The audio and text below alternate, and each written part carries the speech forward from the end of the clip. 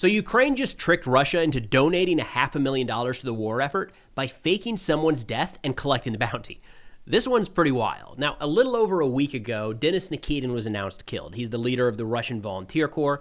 The RVC put out a statement saying that he had been killed in the Zaporizhia direction.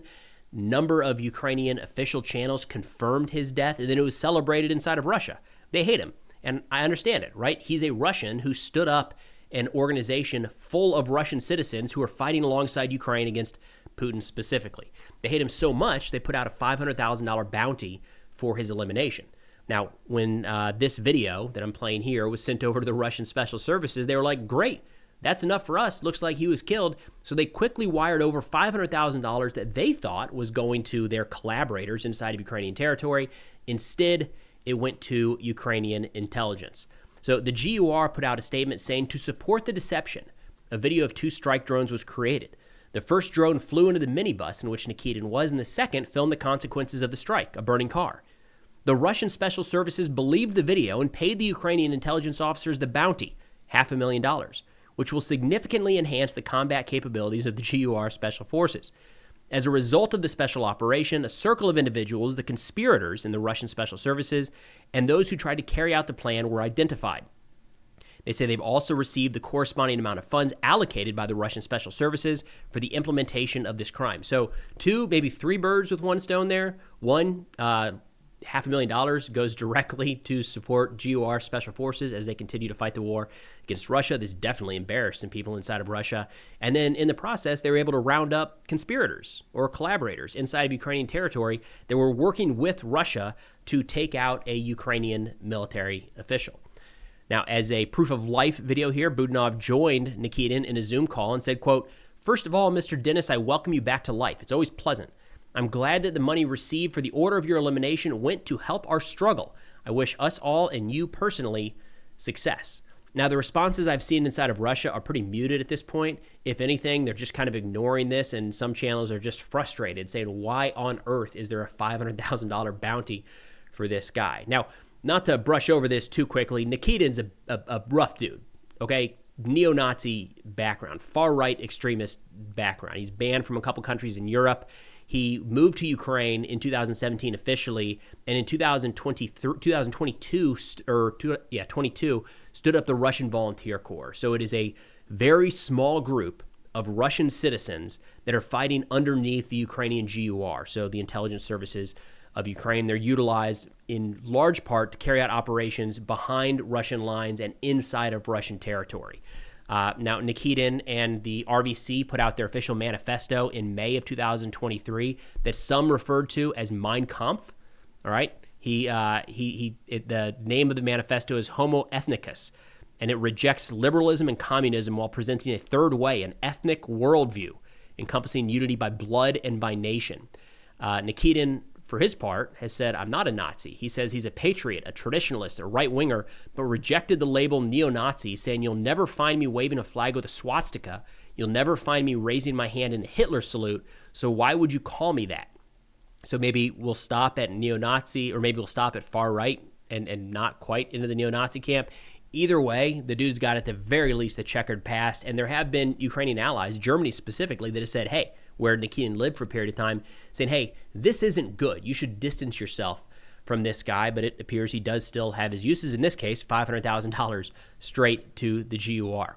Now, a quick update. Just got back from Ukraine. I'll show you a little bit about that here in a second, but quick update on a fundraiser that we wrapped up a couple weeks ago. All right, what's going on, everyone? Quick break from that warm YouTube studio in Tennessee, bringing you to Kyiv. We got Vegas recording back there, expert cameraman. We got 2 trucks I wanted to show you guys that you provided to Azov. Both of these are going to Kramatorsk later today. So just before Christmas, we put together this campaign through Cars for Ukraine. Awesome people, more details on them in a minute. But here we go. We got car number 4, and I want to show you something up here. Freeze my ass off, by the way. This country is so cold this time of year. Armored plates. So this isn't just a random vehicle that's being sent out there with a really cool paint job, mind you, but Car for Ukraine, upon unit request, up-armors the vehicle. So we've got armor throughout the door and on the window to increase the survivability for the soldiers. That'll take a finger off if you're not too careful. Now come around here, we got the second truck. So again, 2 trucks, these both going to Kramatorsk today. Pull up a map, take a look at Slavyansk, Kramatorsk. You can see how significant of a sector that is, how hot of a sector that is. These guys need the trucks. So all of the donors' names right here. We'll put that up on a couple different platforms. If you're on here, God, from the bottom of my heart, this is so incredible, the generosity. Like 2 or 3 weeks from these guys saying we need trucks to them being delivered at the front, which is incredible. And a quick note on Cars for Ukraine, which is just an awesome organization.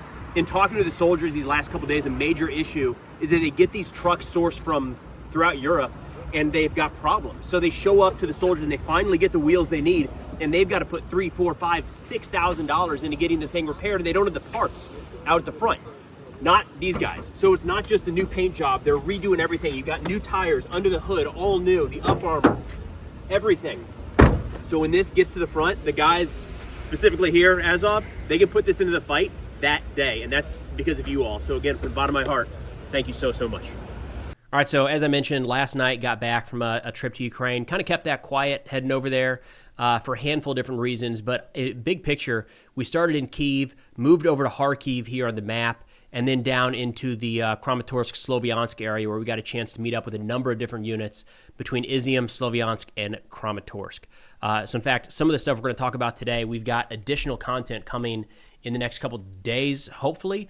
Some interviews with guys that took part in some of these clearance operations, and more detailed overview of UGV operations, some drone factories, and kind of my take on what things really look like once you get out here into this pocket in the east. But I want to start with an update that came from Azov. So this is the first Azov Corps that's been very active down here in the Dobropilia direction. They put out some stats recently saying that during the course of operations in the last 4 or 5 months, they killed 12,000 Russian soldiers, wounded 8,000, and captured 185, cutting off this salient here in the Dobropilia area.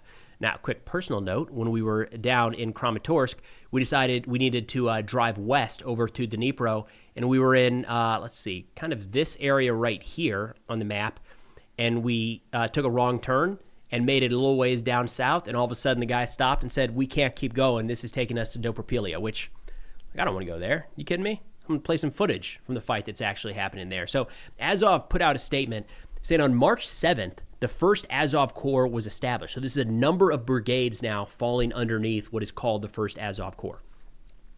They say the Corps was assigned the responsibility in the Pokrovsk direction, where key battles took place.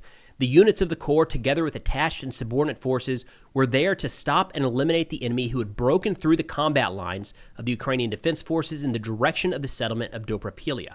And if you recall, when that happened, we had the opportunity to talk to two guys that were in Azov International Battalion, Vegas and Uno, that were talking about that breakthrough and what they were learning at that point and how that was actually playing out. I'll link that video in the description below.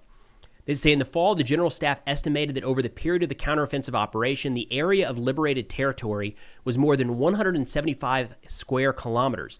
In addition, almost 195 square kilometers were cleared of sabotage groups. And as of December 29th, Russian losses amount to, in this one area, mind you, 12,492 soldiers killed, 8,346 wounded, and 185 captured. They added that during the course of those clearance operations, they destroyed and damaged 93 tanks, 259 armored combat vehicles, 314 guns, 618 cars, 33 heavy vehicles, 43 special vehicles, and 1,127 motorcycles and buggies, as well as 3,579 UAVs. Should not be a shock.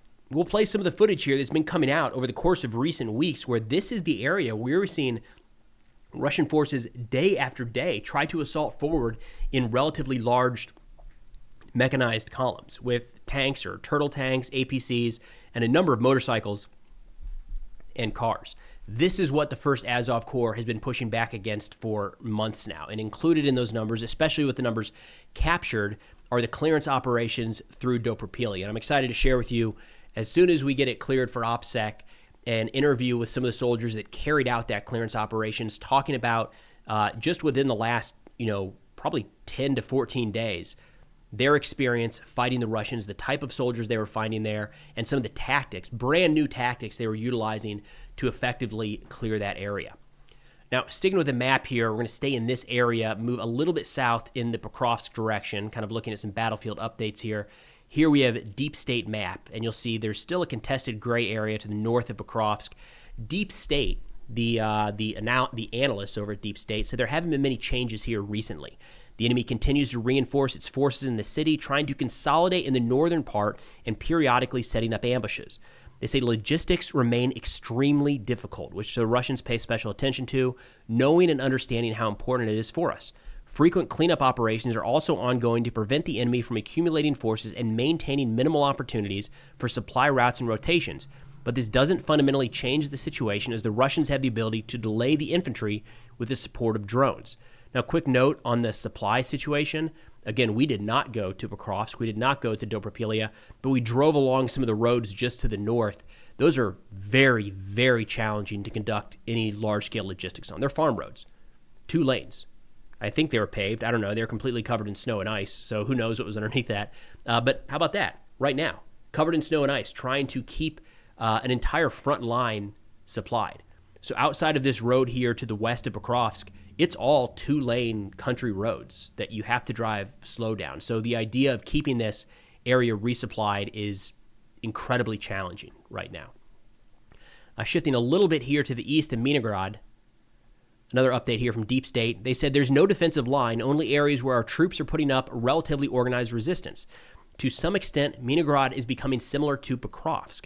They say at the same time there are fixations throughout the city, where the fire contact with the enemy can occur at any point. This has led to the complete transfer of Minograd to the gray zone.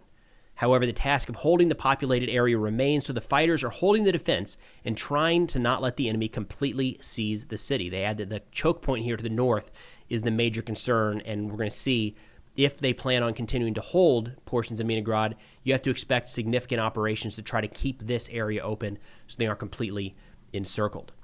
Now, in this same area, we're going to shift over to a different map because Russia has recently announced that they've taken Rodinsky, a little bit up here to the north.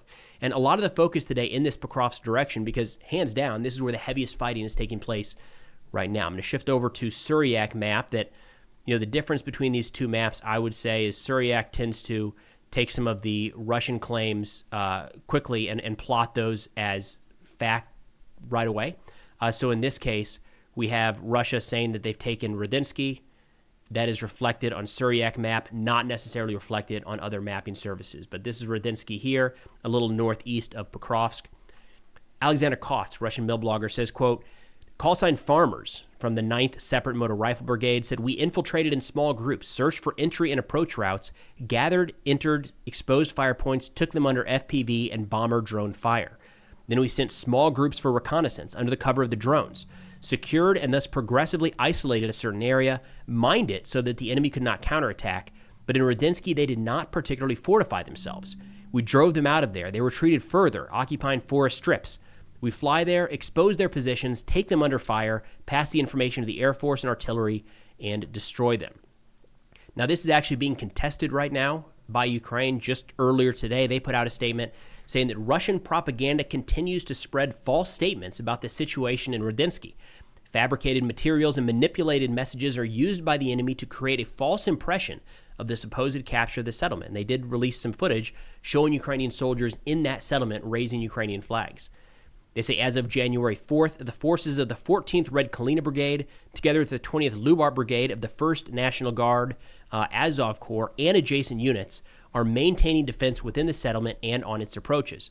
They added that key control over positions is being maintained. The enemy is suffering significant losses in manpower and equipment. So again, contested here in Rodinsky, but no doubt significant fighting is continuing.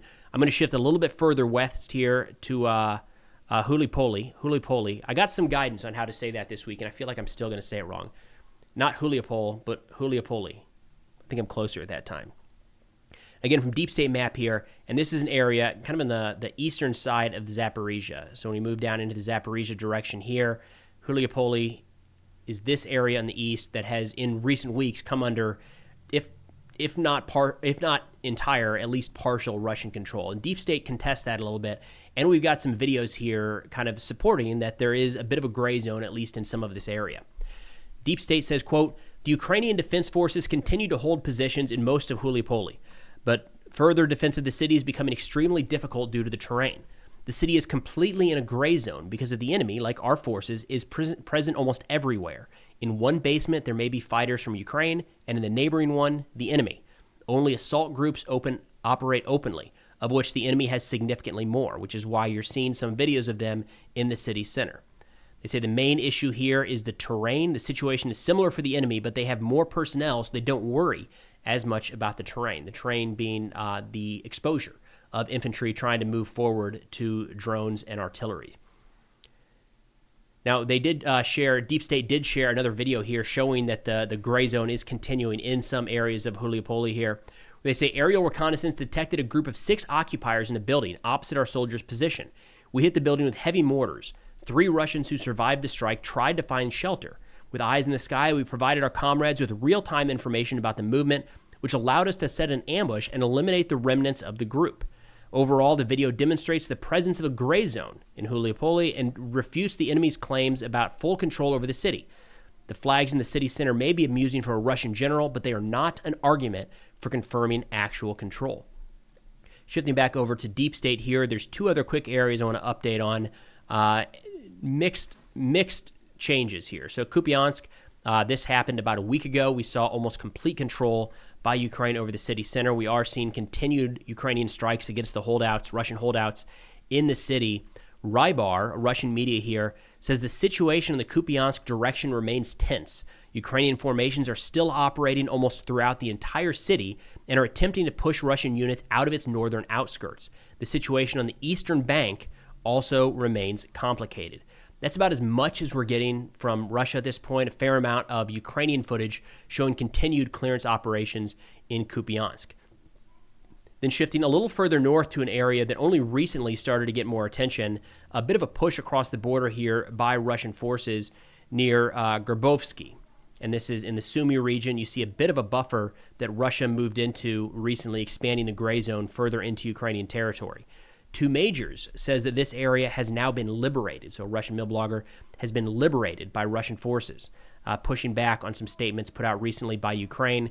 He says, Ukraine propaganda tried to discredit our fighters with statements about the alleged forced eviction of the residents to the territory of Russia. How the evacuation actually took place will be told by the peaceful residents of this village themselves. He said people were evacuated several days ago for security reasons. We are publishing this material only now, after the complete liberation from Ukraine. If you recall, about 2 weeks ago, when Russia started moving into this territory, we saw them taking civilians into Russian territory. And Russia's claim here is that these are Ukrainians that want to be in Russia. Ukraine's claim is that these are Ukrainian citizens that could have gone to Russia whenever they wanted and chose not to, and are being abducted and kidnapped against their will by the Russian military. So that's what 2 Majors is talking about there. But overall, that's a general look at where the battlefield sits right now. Again, I've got some content I'm really excited to share with you guys in the coming days. We're going to break this out in a couple different ways. I think one's going to be kind of an overview of the trip, what we saw, and kind of my big takeaways. Second is going to be an interview with some of the guys fighting in the Dopopilia direction. Third, we've got driving through one of the drone tunnels there from Izium down to Sloviansk. Pretty hot area, and you can see why the nets are actually needed. And then we're looking at UGVs, unmanned ground vehicles. Some of those units were able to get into some of their drone factories to see how these things, kind of what they're focused on and how they're able to put these together, both for UGVs, unmanned ground vehicles, and then FPVs specifically. So the strike drones, all of that, working on it, coming together here in the next couple days. That's all we got for now. Thanks for watching, and I'll see y'all next time.